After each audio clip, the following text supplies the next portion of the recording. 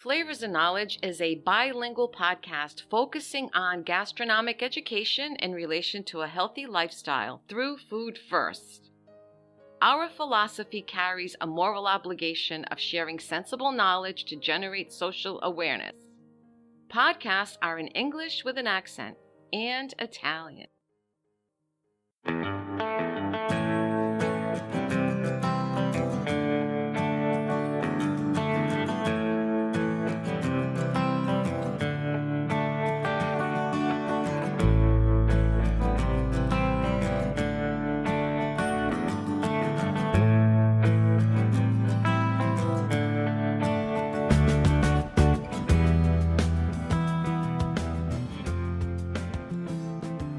Welcome back, friends. This is Chef Walter with another episode of Flavors and Knowledge, and the topic today is called The Untold On Calamari.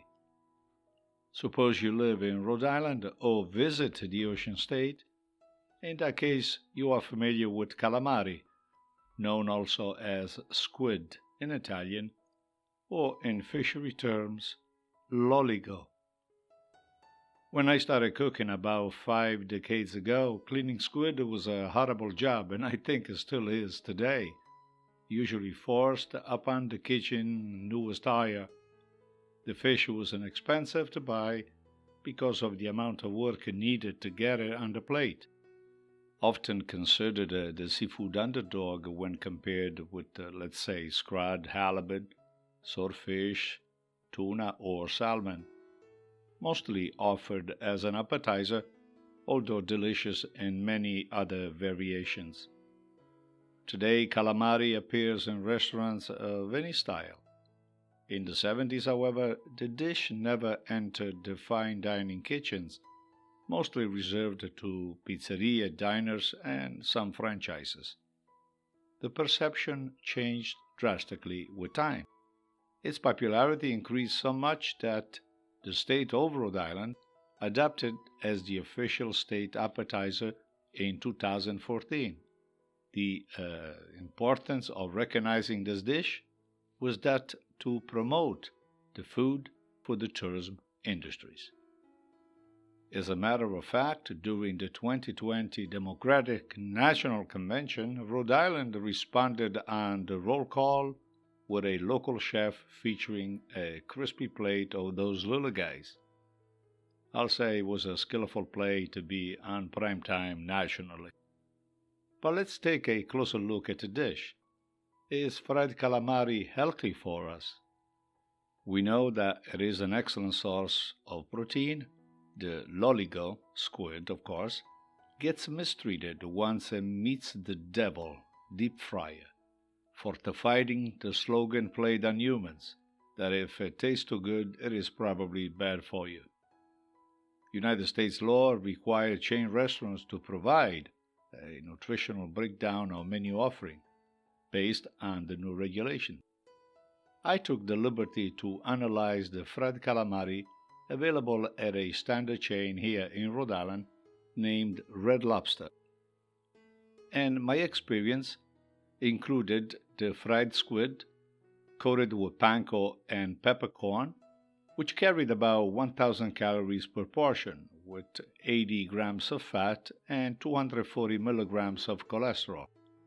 And of course, after that, there was the killer sodium, which was proudly standing at 3,420. I split the amount, but imagine eating the whole plate by myself. With these eye-opener numbers, you are getting half of your daily calorie intake and enough sodium for a couple of days in one single appetizer. I wonder what happened to the pan-fried calamari, the preferred and healthiest cooking methods of the 70s. We have changed the techniques to lower standards to accommodate the fast-paced crowds while giving up on quality. Deep fryers, or fry laters as they are known in the trade, they're also known to have inexpensive fats in the tanks because they have to withstand the high temperatures and carry through busy evenings. The same fat gets to be reused for frying veal, chicken, scallops, mozzarella sticks, and anything fried on the menu. Flavors intermingle and impart a foul smell to each other. Repeated eating cooking oil causes triglycerides, the fat, to break apart, oxidizing free fatty acids and releasing something called acrolein. This toxic chemical possesses carcinogen properties. Since squid in Rhode Island equals potatoes in Idaho, and we've been successful in increasing its notoriety, why not follow the quality road? I am imploring my colleagues in the restaurant business, and not so much the franchise trend, to return the individually fried squid and change the fat every time. The consumer does not ask for prices, so let's just give them quality and health, because we morally owe it to them. It is just a matter of truth in dining. In conclusion, I saved the worst news of the epilogue because I don't intend to spoil your dinner, but about 80% of the fresh squid caught here in Rhode Island at least travel to China on a frozen stage. The process is very simple. Squid get caught in the state, mostly from areas such as Ponjurit and others. They are then frozen on board and shipped to China. Once there, squid is thawed, cleaned, bleached, and frozen again. The bleaching turns them whiter. As you know, squid's natural fresh color is not really white, but grayish white. Most Americans do not like the feeling of cleaning a squid, let's face it. That is why we buy them frozen. Labor cost and cultural expectations force fisheries to seek alternative processors such as China and Taiwan. Rhode Island wastewater production regulation impedes our state in processing more squid because the steps are several and often complicated. Still, the authorities are working on a more efficient ecosystem to provide opportunities for better, locally processed products and eliminate the grueling traveling journey to China.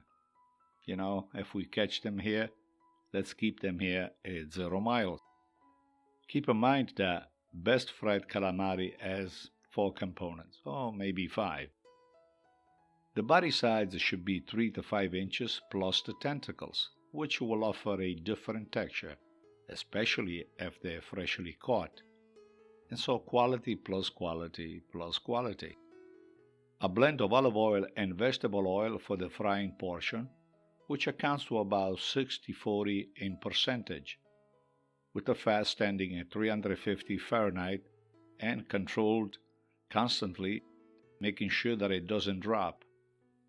You need a light coating of a 00 Italian flour and cornmeal mixed. Here again, the proportion are 60 to 40%. You should not have a sticky batter. For the condiments, all you need is some Sicilian marine salt and lemon juice. Couple of other suggestions. Every time you make fried calamari, make sure they are at room temperature and you have dried them with a little bit of a kitchen towel.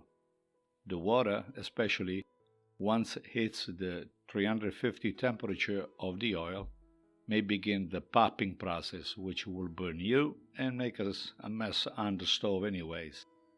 And lastly, if you must have a fried squid occasionally, please refrain from the dipping sauces like the nouveau marinara craze, which is offered on the side.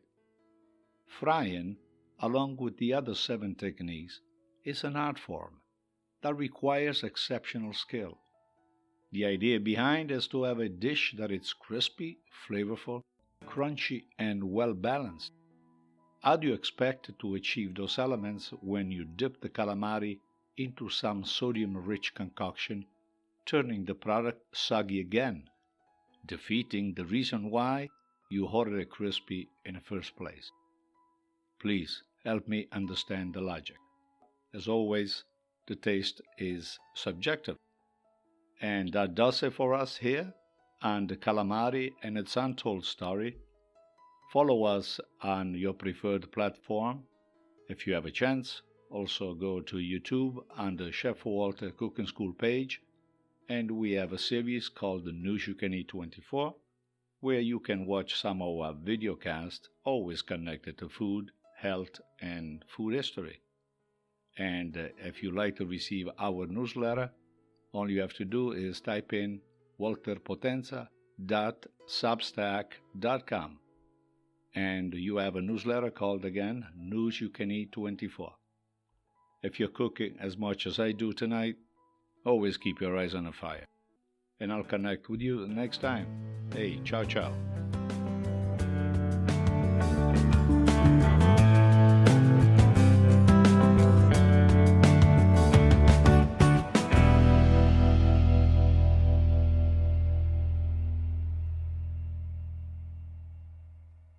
Flavors and Knowledge is brought to you by Chef Walter's Cooking School in Cranston, Rhode Island. For classes, workshops, events, and programs, please visit our website at chefwalterscookingschool.com. For all other services offered by Chef Walter's Food Group, check out our main website, chefwalter.com.